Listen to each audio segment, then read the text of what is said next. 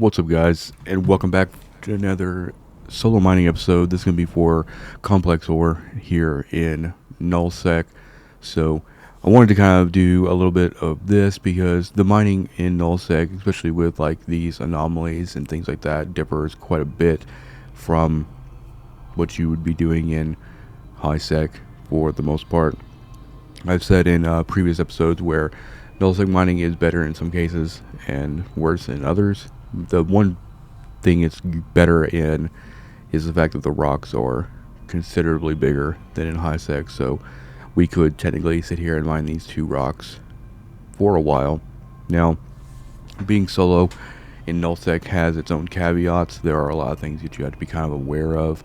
I like kind of finding a position like this because since we are mining for essentially industry, we get megasite and Zydrain from Argnor Bistot. So if I can come out here and put one laser on a Bistot and one laser on an Argnor rock and kind of get them evenly, that's really good because it means I'm kind of getting both of the things that I need at the same kind of rate.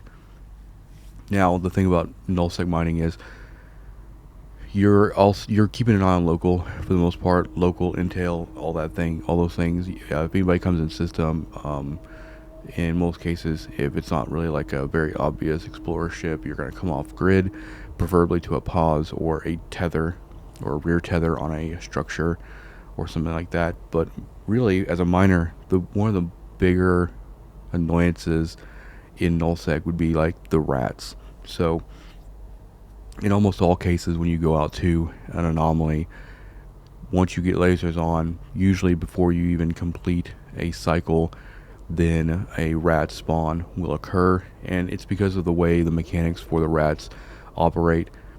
Usually when a non-combat ship, especially industrial ships, enter grid, I can't really confirm this or deny. I can't really confirm whether this is an actual thing, but this is just from observation.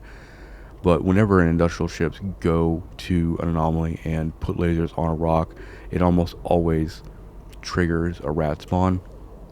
And in most cases, even if you're in a Procurer like I am in this video, it's not really a big deal. The reason you really want to kind of see like a lot of destroyers and cruisers and stuff like that, maybe not dire, maybe not like the higher level rats, but whenever you start seeing like, if you come out here and you get like 3 battleship rats come out on grid and you're in a Procurer or anything like that can't necessarily take down those battleships in a reasonable amount of time, then it's kind of an issue. There are cases where, let's say a battleship and a few frigates and maybe a cruiser come on grid, I'll take the drones and I'll kill everything but the battleship, and I'll leave the battleship up, and then I'll try to orbit the rock to mitigate some damage, and then just tank that until I fill up. In most cases, it takes a little over 12 minutes to fill up this Procurer. So in most cases, what I consider a good mining run in nullsec is actually going out to grid, getting a good rat spawn, and by good I mean ones that I can take down, and then being able to fill up that ship and then come off grid with a full load.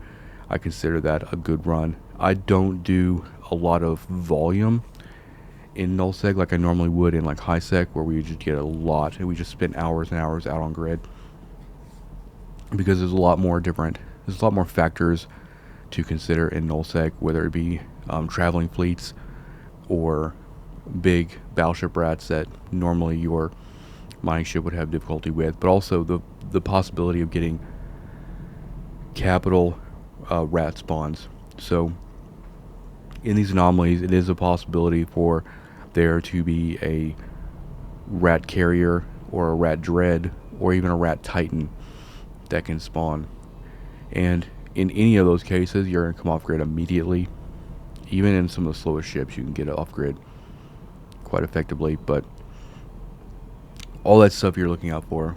So that's why I run a separate PvP tab which shows players and rats. I always have that separated out as a separate overview, so I can always tell. You want to make sure that almost all NPC stuff is visible in that window, because you don't want to not have the capital rat ships added to your overview and they come on a grid and you won't be able to see them, because there are times, especially on new characters, that I don't immediately copy my interface over to.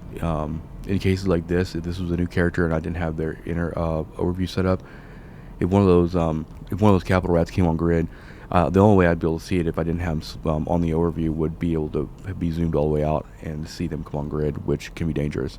So make sure you go into your overview settings and put every single ship and NPC to show up in that PvP tab, so you don't get surprised. Because in most cases, especially in terms of like the carrier is going to try to nuke you out. It's going to do other stuff to you, so you have very little time to get off grid. And they usually come in with, you know, cruisers or other ships with them. So not to scare you off, it's very rare that it happens, but it does happen. So in sessions like this where I came out, this is not the whole run. The whole run was like 14 minutes to get completely filled up, but I came out and then there was a battle cruiser and I want to say 3 destroyers as far as rats are concerned that came out. So the Hornet IIs took care of them just fine, took all those things down, and in most cases after you kill that first rat spawn, you have a considerable amount of time before another rat spawn kind of spawns out, and in most cases that time is long enough for you to fill up your ship, with the exception of maybe the Mackinac.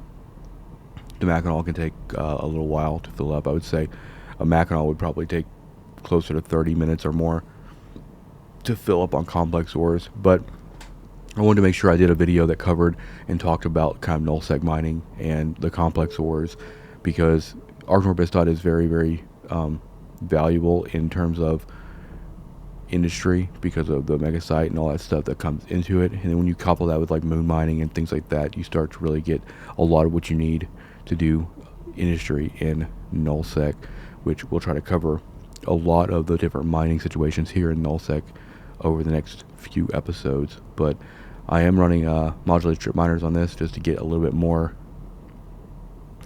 yield. And as you can see here, I know that I'm like a quarter cycle from finishing, so I'm already aligning to where I need to go. In this case, it's a player-owned starbase, and then I cut the cycle early because I knew I only had like 700 cubic meters to fill up. So be mindful of like what you need. There's no sense in staying out there for a full cycle when you only need what a quarter cycle yield would be. But in this case too, it's like if somebody came on grid, I would have aligned, and then would be kept, you know, using D-scan and everything. If I saw them come in close to me, then I would just gun it. But most of the time, I usually just kind of get off grid completely anyway. But thank you for watching. I hope you enjoyed this episode, and there'll be more for nullsec coverage and stuff like that coming. So I'll try to get you guys kind of prepared if you're looking into getting into this type of mining. But I will see you in the next one. Peace out.